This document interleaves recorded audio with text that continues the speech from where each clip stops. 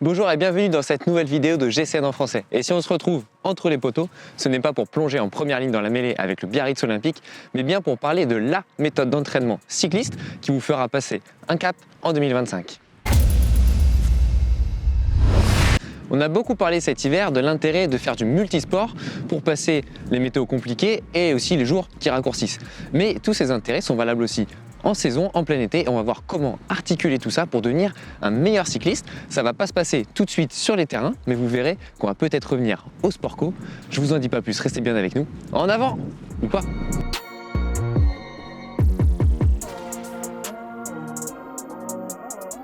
Mais alors, quelle est cette méthode qui va vous permettre de passer un cap en 2025 ?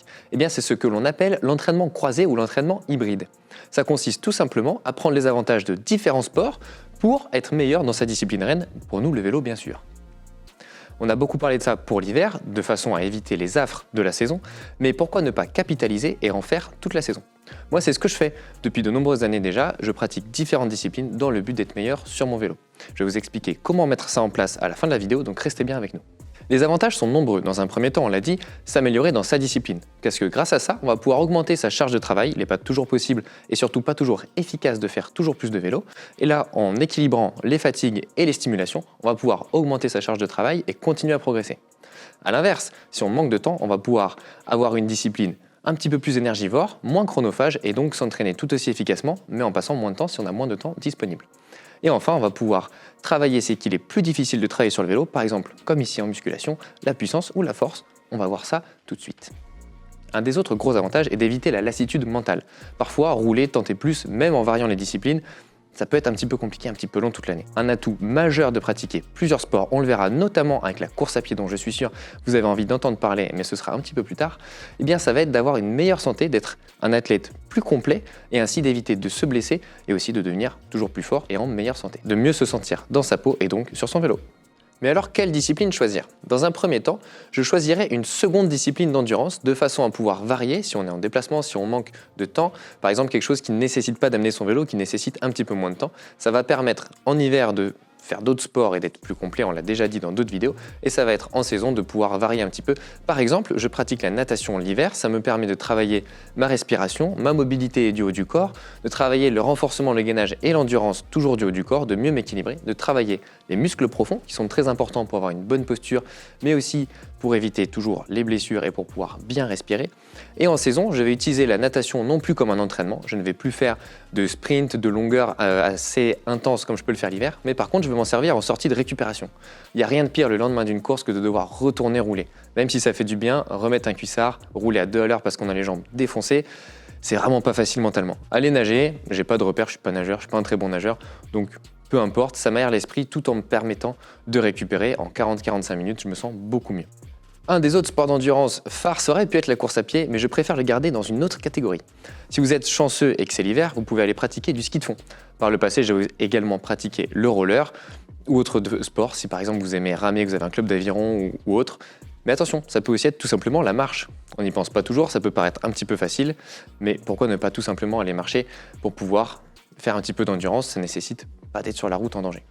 N'oubliez pas également de varier les disciplines du vélo, principalement pour éviter la lassitude mentale, mais aussi pour travailler d'autres qualités. Par exemple, la piste va travailler votre gestuelle et votre vélocité, le VTT va travailler les efforts courts et intenses. Ça peut être une bonne idée, le cyclocross va vous permettre d'être plus technique et aussi peut-être de vous amuser un petit peu plus l'hiver. Une fois notre discipline d'endurance complétée, ma priorité sera le travail de musculation ou plutôt le travail en salle, comme ici à Mouvement Biarritz. L'intérêt de ce travail en salle, ça va être de pouvoir travailler beaucoup de disciplines différentes, beaucoup de filières énergétiques différentes.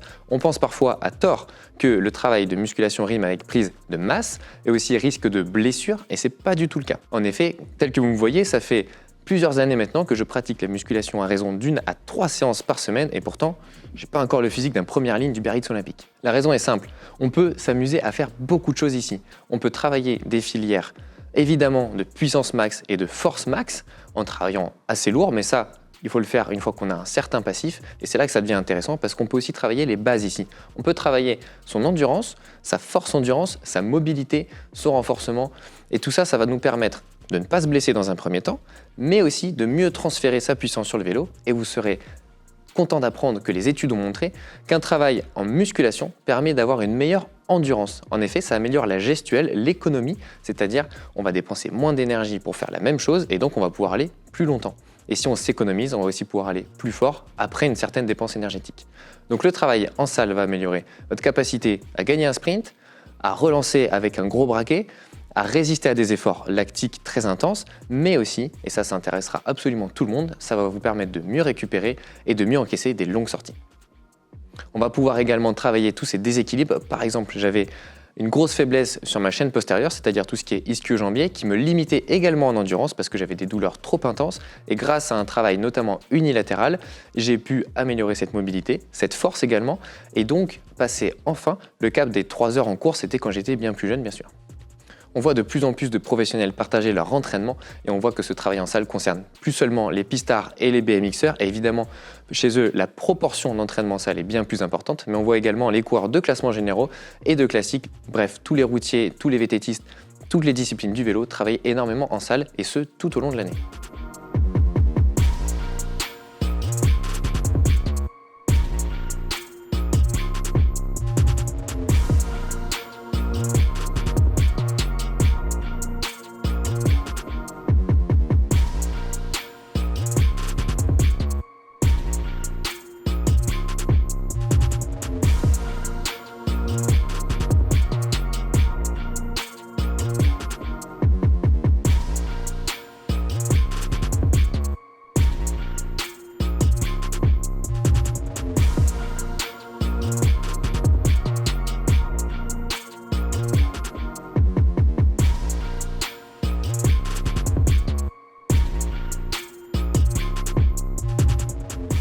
Attention tout de même, j'ai dit qu'il n'y avait pas de risque de blessure. C'est pas tout à fait vrai. En effet, en musculation, on peut se blesser assez facilement si on fait les choses par nous-mêmes sans trop savoir et surtout sans avoir de regard extérieur. Il est très important, voire indispensable, d'être bien accompagné. Ça va vous permettre de travailler en sécurité d'une part, mais aussi d'effectuer les bons gestes pour progresser et de vous assurer que vous travaillez à la bonne intensité et à la bonne charge. Et surtout, on peut faire beaucoup de choses en musculation, mais il faut le faire au bon moment. Et ça, uniquement un coach qui soit diplômé, formé et surtout compétent pourra vous permettre de tirer tous les avantages du travail en musculation. N'oublions pas qu'en salle, on peut aussi travailler sur ce qu'on appelle les ergos pour justement ces fameux sports d'endurance, mais aussi à l'intersaison par exemple, travailler en cross-training qui va nous permettre de faire des intensités mais au chaud sans s'abîmer, notamment les poumons dans l'air sec et froid qu'on peut retrouver dehors. Et si on aime travailler au chaud, on est aussi des sportifs plutôt d'extérieur, donc je vous propose qu'on retourne voir un petit peu ce qui se passe en course à pied. Et oui, elle est enfin là, la course à pied que beaucoup d'entre nous pratiquent, et on voit beaucoup de sportifs pratiquer ça, y compris en course, en décrassage, un peu comme je l'expliquais pour la natation par exemple. Mais moi, c'est pas là que ça m'intéresse le plus. En tant que cycliste, on fait un sport porté. À force de rouler, on a tendance à fragiliser son squelette, son ossature, mais aussi sa musculature et ses articulations. Et donc, rajouter un sport de choc peut être vraiment intéressant de façon à limiter le risque de blessure et avoir donc un corps qui soit solide. Ça va limiter le risque de blessure en cas de chute, mais ça va aussi prévenir les fractures de fatigue à condition, là encore, de ne pas faire n'importe quoi trop tôt.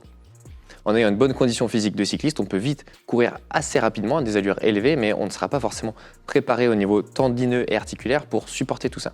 Donc en y allant progressivement, la course à pied ou d'autres sports de choc peuvent être particulièrement intéressants pour se renforcer. La course à pied, tout le monde y pense et c'est très facile à mettre en place, donc ça peut aussi prendre place de sports d'endurance complémentaires si on a juste une paire de baskets à prendre, c'est plus pratique qu'un vélo. Mais attention, les sports de choc, ça peut aussi être un sport co, un sport de balle par exemple, c'est là que je vous disais qu'on peut tout à fait aller faire du rugby. Alors, plutôt du touch rugby ou du rugby sans se faire trop rentrer dedans, mais ça peut tout à fait marcher. On peut aussi aller faire du paddle, ici on est au Pays Basque, donc on peut aller faire de la pelote basque si on veut. Tous ces sports qui vont nous permettre de travailler nos appuis et d'avoir un petit peu de choc de façon à être bien solide. Et bien maintenant qu'on a bien travaillé et qu'on a bien réfléchi à comment progresser en 2025, il est temps de rajouter la dernière catégorie de sport que l'on peut faire en plus, et ça va être quelque chose de doux et relaxant. On va partir sur la mobilité, du yoga, du pilate, appelez ça comme vous voulez, mais quelque chose pour travailler un petit peu au niveau articulaire et aussi, en force de faire du sport, on s'enraidit, à force de faire du sport dans des chaussures fixes et toujours dans le même mouvement, on va aussi, à l'image de la fragilité du squelette, on va risque de se surspécialiser dans l'axe, et donc ça peut être intéressant de venir ouvrir tout ça, ouvrir sa cage thoracique qui est mise à rude épreuve lorsque l'on est dans la position du cycliste, et donc de se détendre un petit peu pour mieux encaisser toujours plus de charge de travail. Comment mettre toutes ces bonnes idées en place ? Tout tient au timing. En effet, on ne fera pas la même chose en hiver qu'en pleine saison à l'approche d'un objectif. Si tout peut être intéressant à n'importe quel moment de la saison, évidemment, on fera plus de squats complets en hiver pour progresser en tant qu'athlète. Et enfin, à l'approche des objectifs, on travaillera plutôt sur un angle spécifique de façon à limiter la destruction musculaire, arriver en forme, mais en ayant toujours cette stimulation qui nous permettra d'avoir la puissance nécessaire le moment voulu. C'est un état d'esprit et une articulation que l'on peut garder tout au long de l'année. Il en va de même pour les différentes disciplines du cyclisme. Si on peut varier beaucoup en hiver au printemps, lorsque l'on s'approche de l'objectif, il est important de travailler dans les conditions de l'objectif dans les dernières semaines. Voilà, j'espère que cette vidéo vous a plu. N'hésitez pas si vous avez des questions ou au contraire des astuces et des disciplines que je n'ai pas citées mais que vous trouvez intéressantes à partager avec la communauté. Si ça vous intéresse, on pourra faire d'autres vidéos un petit peu plus spécialisées dans chaque sport ou dans chaque catégorie comme je l'ai expliqué. Moi d'ici là, je retourne travailler mon développé couché parce que si je veux intégrer le BO pour la saison, il faut que je m'y mette.